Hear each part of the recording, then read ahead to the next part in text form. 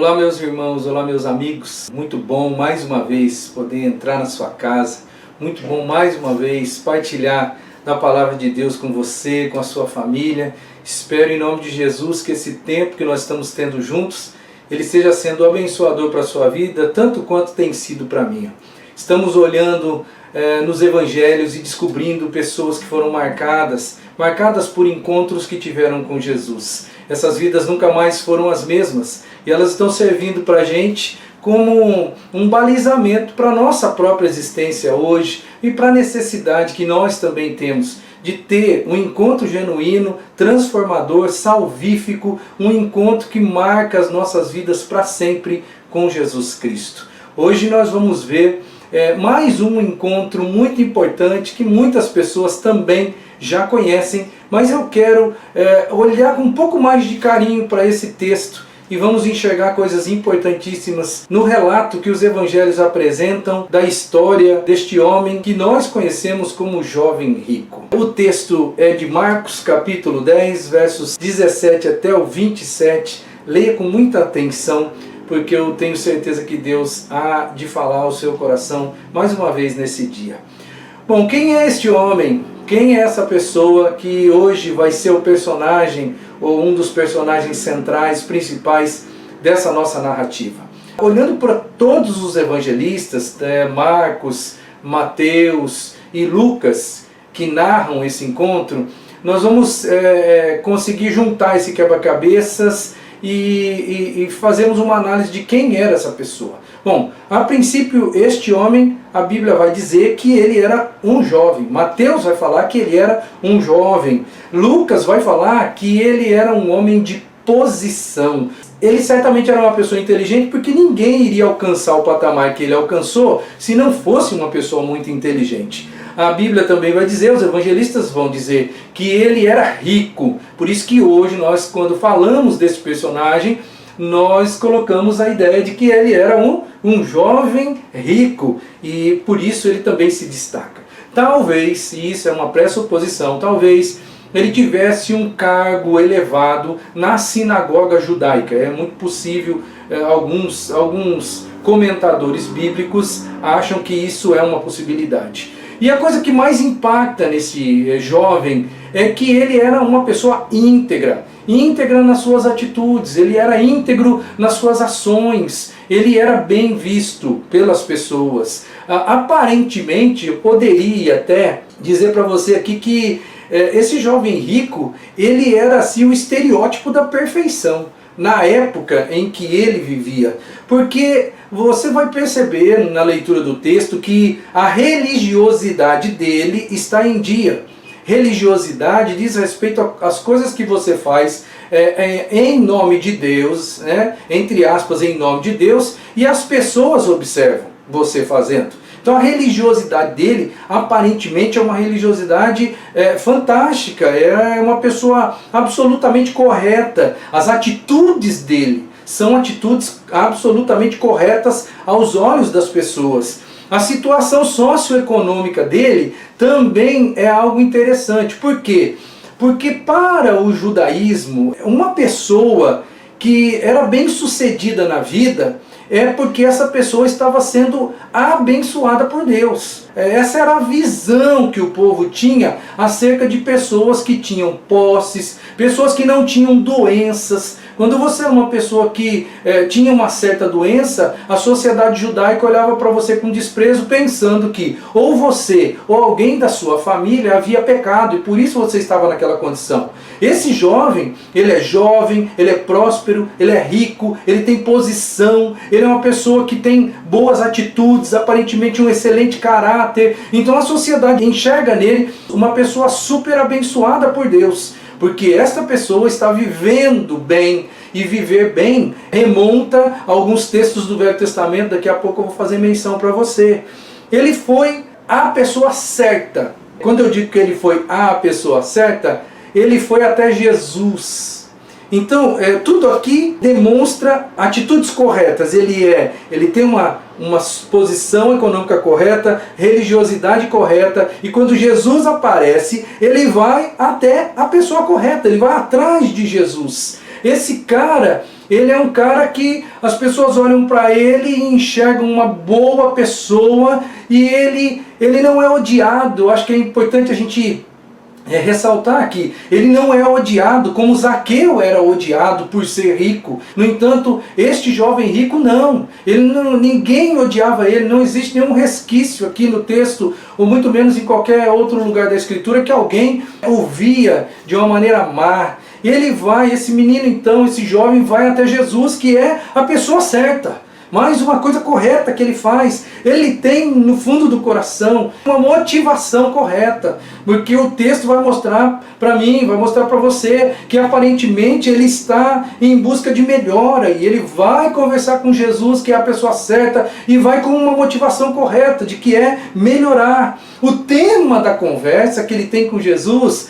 é um tema correto também aos olhos humanos. Ele vai e chega para Jesus e fala: bom mestre, o que eu hei de fazer para herdar a vida eterna? Você vê aqui uma pessoa que está preocupada com as coisas de Deus, uma pessoa que está preocupada com o reino de Deus. Então você soma tudo isso, e no conjunto, no bojo de todas as informações, você vê uma pessoa absolutamente correta, né? É o estereótipo da perfeição praticamente. Alguém disse que esse menino aqui era o filho dos sonhos de qualquer um, que ele era o genro dos sonhos de qualquer sogra, que ele era o sócio dos sonhos para qualquer empreendedor, que ele era o marido dos sonhos de qualquer mulher naquela época, que ele era também o cidadão dos sonhos, porque era uma pessoa altamente íntegra. E por que não? Por que não? O discípulo dos sonhos. Talvez essa fosse uma interrogação que poderia ficar no ar. Por que não o discípulo dos sonhos? No entanto, você vai descobrir que, embora tudo esteja correto, a única coisa que este menino vai errar, que este jovem vai errar, é tomar uma decisão errada. E em função da decisão, tudo vai por água abaixo. Eu quero aqui destacar mais uma coisa positiva deste jovem. A postura dele quando ele chega diante de Jesus. Ele se curva diante de Jesus. O verso 17 vai dizer que ele se põe de joelhos diante de Jesus e lhe pergunta: bom mestre, o que eu farei para herdar a vida eterna? Duas atitudes importantes. Primeiro, o fato dele se curvar diante da presença de Jesus. Entenda, ele é um homem da alta sociedade, ele é um homem rico, ele é um homem religioso, ele é um homem com reputação diante das pessoas, e ele vai se ajoelhar diante de uma outra pessoa que não é da classe social dele, não tem a fortuna que ele tem, talvez não é tão reconhecido quanto ele era no lugar onde ele estava. Então eu quero só destacar para você aqui que até a postura dele é correta. Até a postura é correta. E aí ele se coloca em submissão plena diante de Cristo, chama Jesus de mestre e acrescenta o adjetivo, bom mestre. Tanto é que o próprio Jesus na conversa vai dizer: por que você me chamas bom? Bom é só um, só Deus. Bom, fizemos aqui uma análise de quem é essa pessoa. Juntamos peças do quebra-cabeça e chegamos aqui a uma pessoa extremamente correta, uma pessoa amada pela sociedade, uma pessoa que aparentemente não tem nenhum grande defeito. Mas existem 3 momentos que eu quero destacar aqui e pensar com carinho, para você enxergar como que a vida deste jovem foi marcada por Jesus. E esses 3 momentos eles vão deixar claro para a gente como que essa marca, ou como essa marca aconteceu. A primeira coisa que eu quero destacar é a dúvida que existe no coração deste jovem. Ele diz: bom mestre, que farei para herdar a vida eterna? Marcos capítulo 10, verso 17. Ele tem uma dúvida, mas espera aí, não é aqui uma pessoa altamente correta, com posturas corretas, não é uma pessoa que aparentemente está sendo abençoada por Deus, não é uma pessoa que, se nós olharmos para o contexto do Velho Testamento, e aqui eu quero destacar um pouquinho para você. Você lembra no Velho Testamento, em Deuteronômio capítulo 28, que ali relata as bênçãos de Deus para os íntegros, para os justos. Se você fizer coisas boas virão sobre a sua vida. Se você fizer coisas ruins virão sobre a sua vida. O Velho Testamento deixava claro que pessoas que viviam uma vida, uma qualidade de vida, é porque elas estavam sendo diretamente abençoadas por Deus. O Salmo 37 fala de Deus abençoando os justos. O Salmo 128 também fala de Deus abençoando as pessoas justas. Então, ter bênção material e ter bênção de saúde no contexto de vida que este jovem está vivendo é sinônimo, é presença viva da graça e da bênção de Deus sobre aquela pessoa. É um sinal visível de que Deus está abençoando. Mas ele mesmo sendo desta forma, ele tem uma dúvida. E é essa dúvida que faz com que ele se aproxime de Jesus. Ele chega dizendo para Jesus: o que eu tenho que fazer?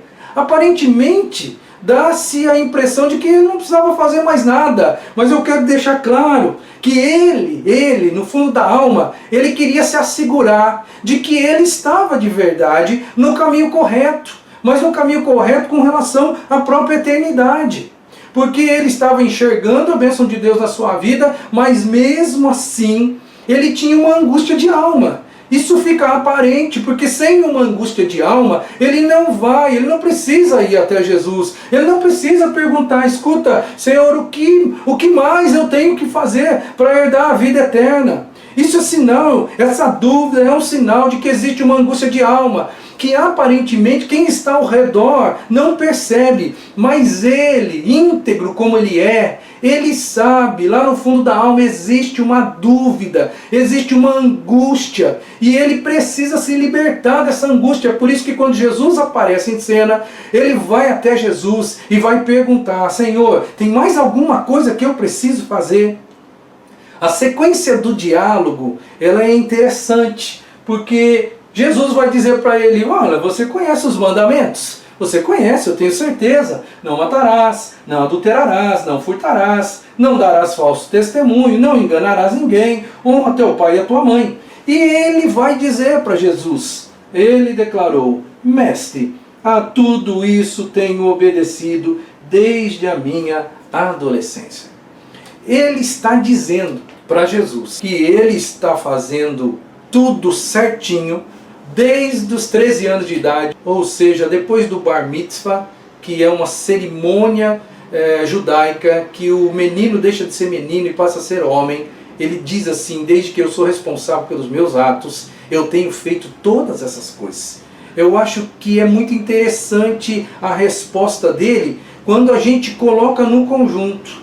Ele faz tudo certo, ele deixa claro para Jesus que ele faz tudo certo, mas isso não alivia o fato de que ele sente no fundo da alma de que falta alguma coisa. Dá até a impressão de que ele vai buscar em Jesus o alívio, um alívio de alma para aquele sentimento que só ele tem, ninguém mais sabe.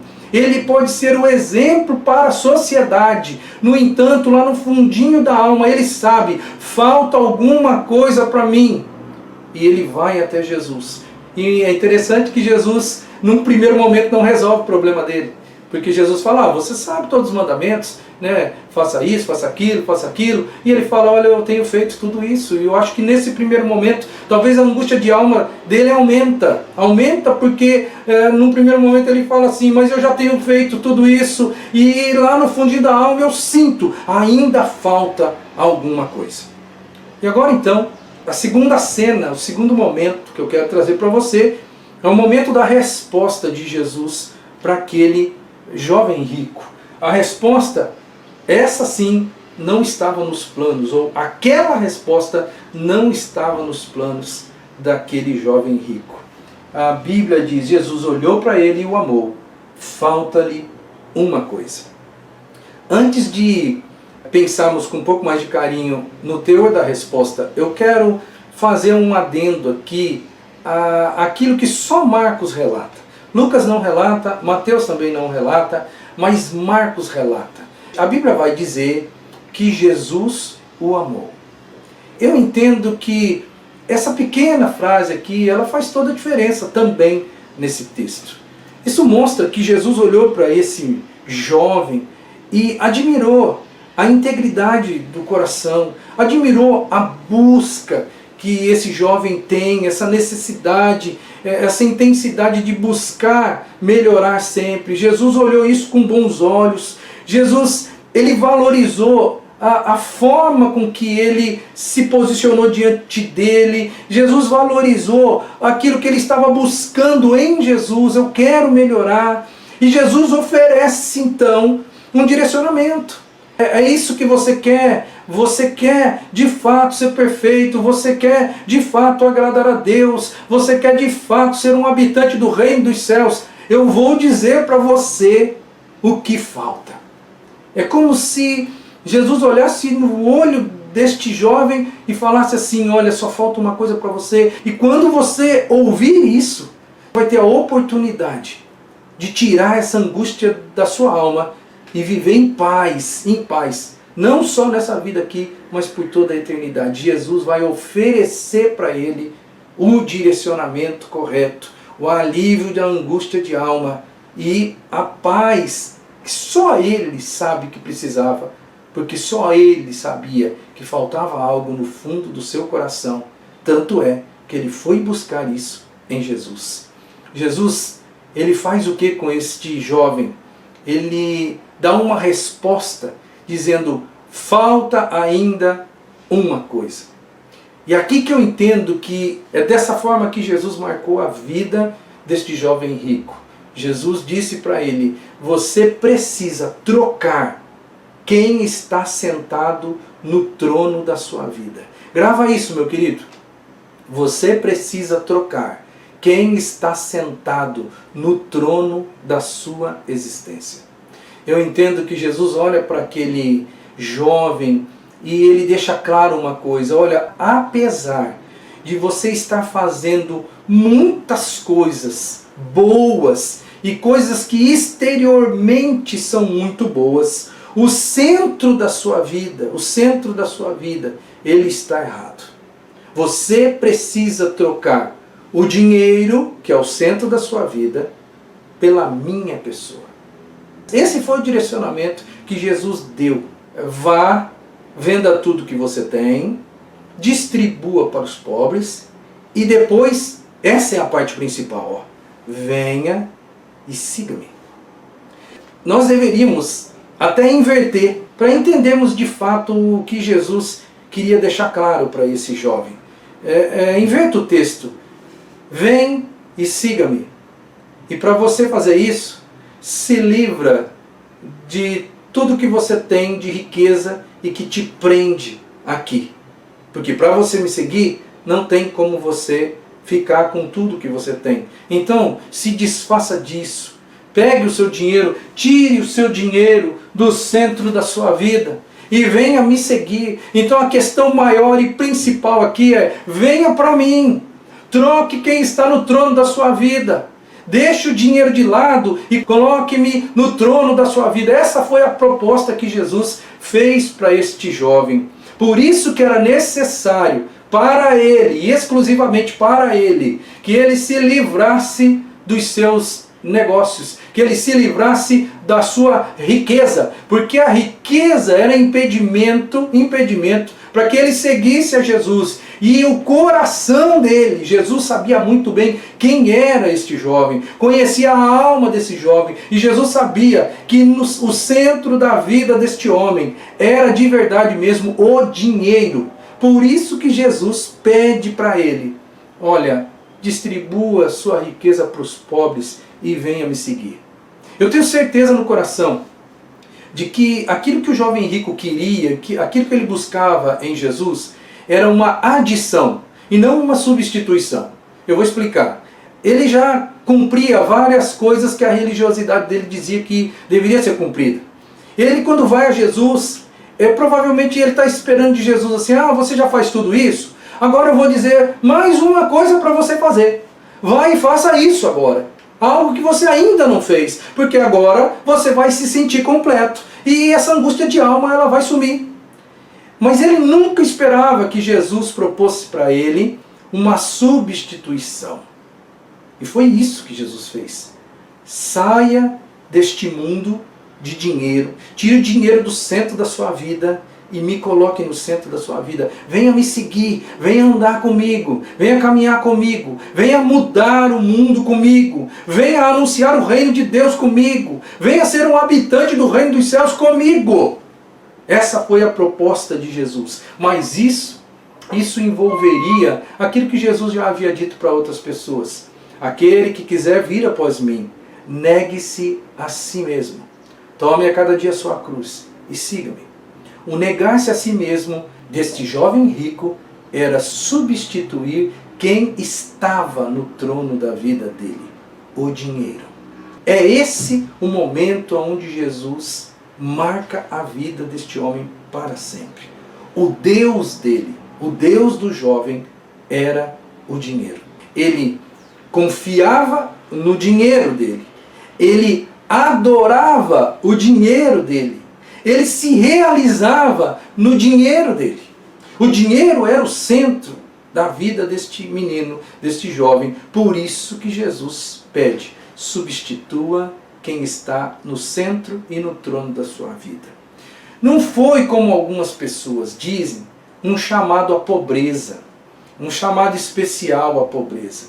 Não foi isso não, porque o decorrer do percurso, do texto, do próprio texto, vai deixar evidente isso. E, além do mais, eu quero destacar uma coisa interessante aqui. Jesus já teve outros encontros com outras pessoas ricas. E com essas outras pessoas, Jesus não pediu isso. Por exemplo, nós já vimos aqui, estudamos esses dias atrás, Nicodemos era uma pessoa muito rica. Jesus não pediu para Nicodemos, para que Nicodemos vendesse todos os seus bens e seguisse ele. Jesus não pediu isso, provavelmente porque Jesus enxergava no coração de Nicodemos alguém que, apesar de ter dinheiro, o dinheiro não ocupava o centro, o trono da vida dele.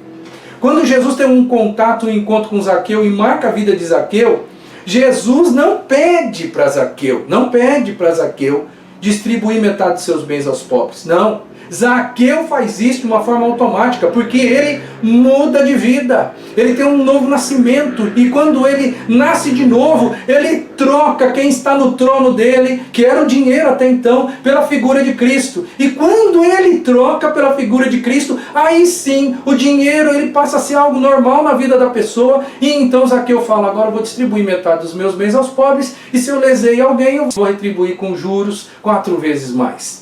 Então eu vejo que as pessoas ricas que passaram pela vida de Jesus, de todas elas, só para este jovem que Jesus chega e diz para ele: você precisa se livrar do seu dinheiro. Por quê? Por quê?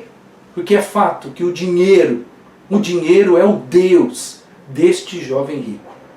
Ele queria a vida eterna, mas ele não foi capaz de abrir mão do seu Deus, do seu dinheiro. E aí então, de uma forma natural, esse menino não coloca Jesus no centro da vida dele. Porque, olha aqui, quem está no centro da vida dele é o dinheiro. Jesus faz uma proposta para que ele mude o centro da vida. Ele não consegue fazer isso. E automaticamente existe aqui então agora o quê? Uma reação. Uma reação do menino que é uma reação carregada de frustração.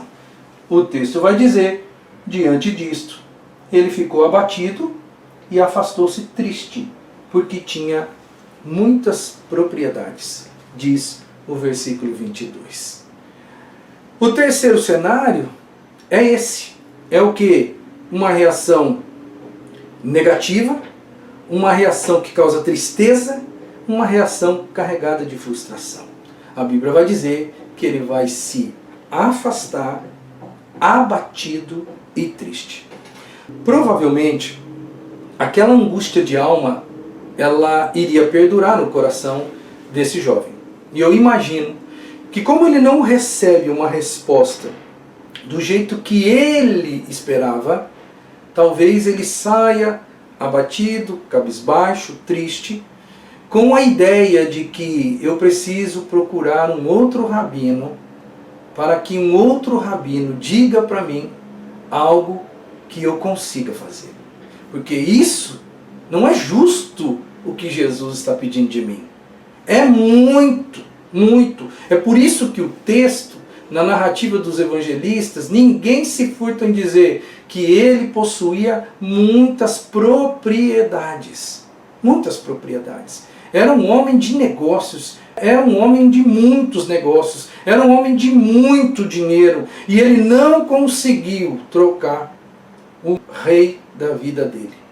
Com isso, eu entendo que é muito provável que ele vá em busca de um outro rabino, para ouvir de uma outra pessoa algo que fosse aquilo que talvez ele esperava, uma adição. Me dê mais uma coisa para fazer, para eu fazer e me sentir em paz com o meu coração.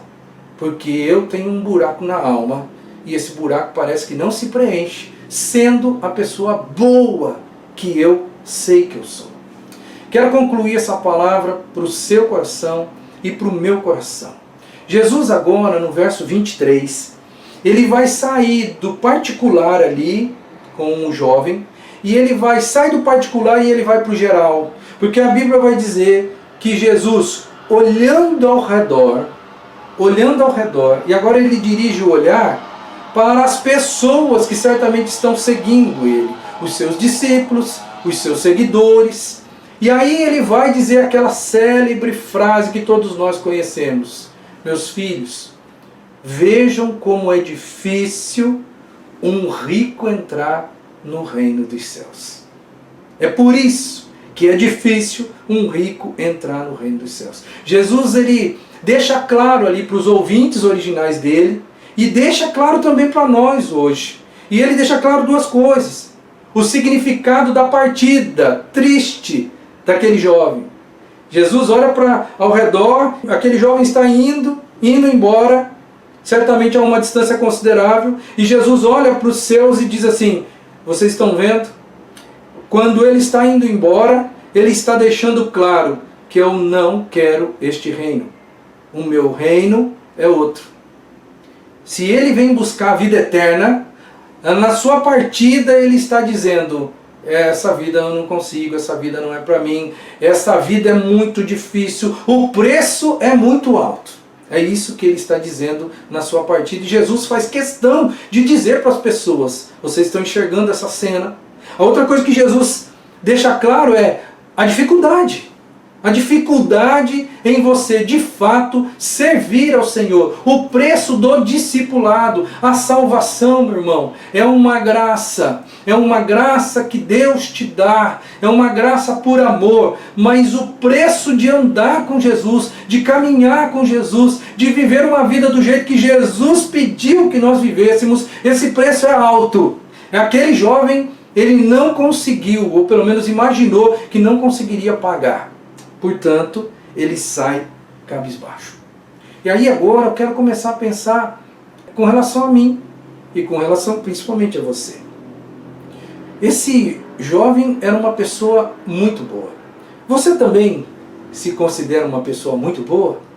Correta em suas ações? Porque eu esbarro com muitas pessoas por aí que têm esse sentimento no coração: eu sou uma pessoa boa, eu não preciso mudar, eu não preciso de mais nada.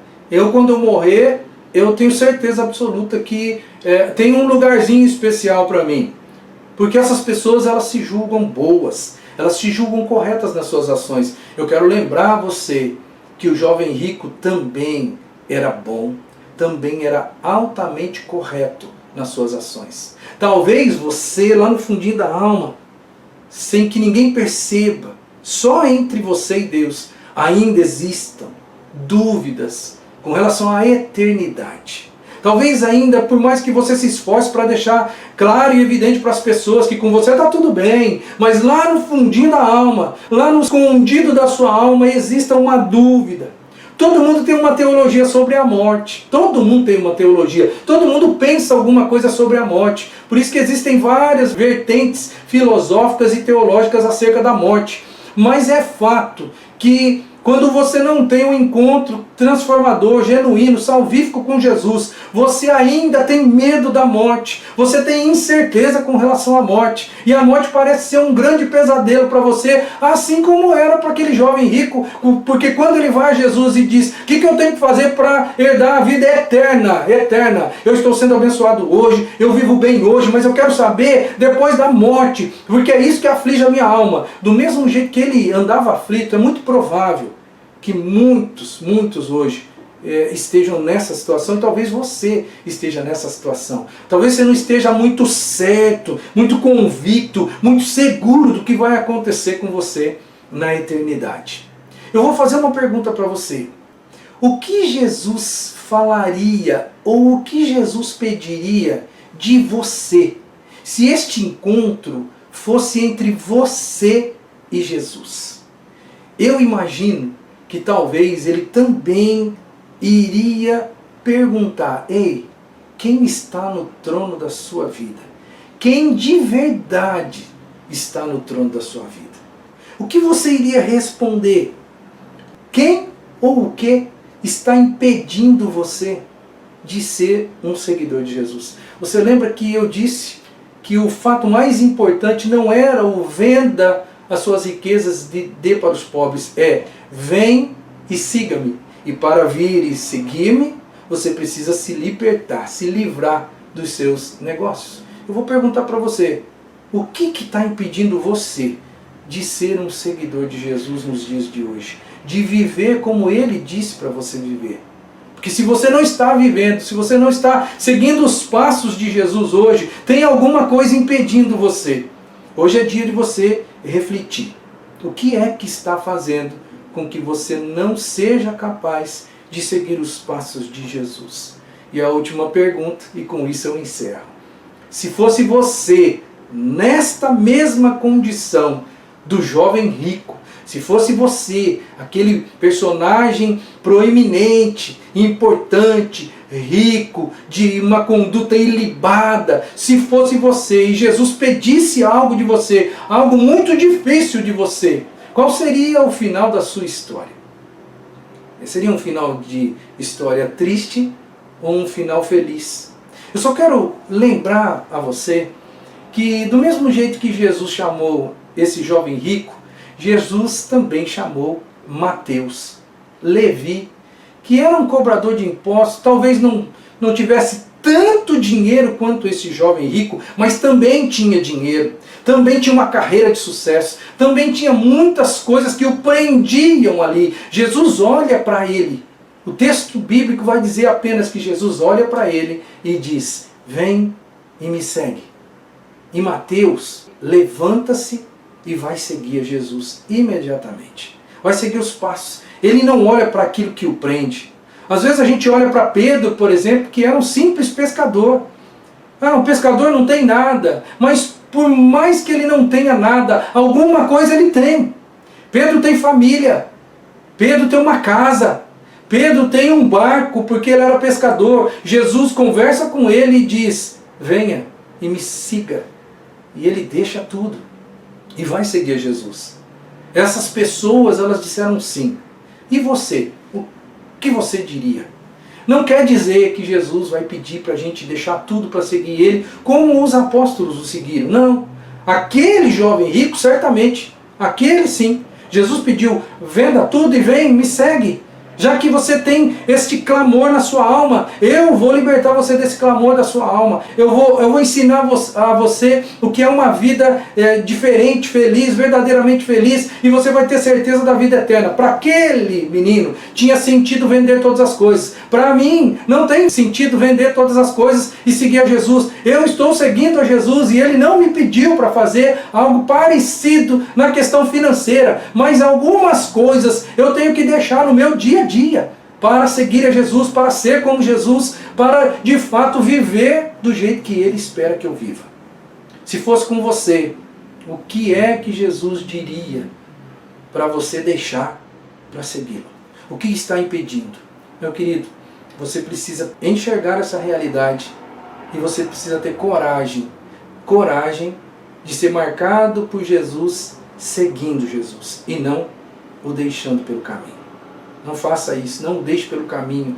Não deixe pelo caminho, essa não é a vontade do Senhor. Muito pelo contrário, faça aquilo que você precisa fazer para você continuar e seguir com Ele, porque aí sim você vai ter a vida eterna.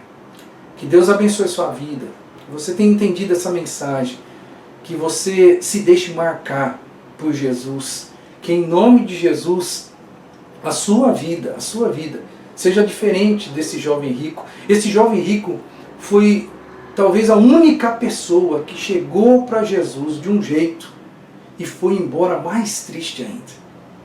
Porque todas as pessoas que se aproximavam de Jesus ficavam felizes, eram abençoadas.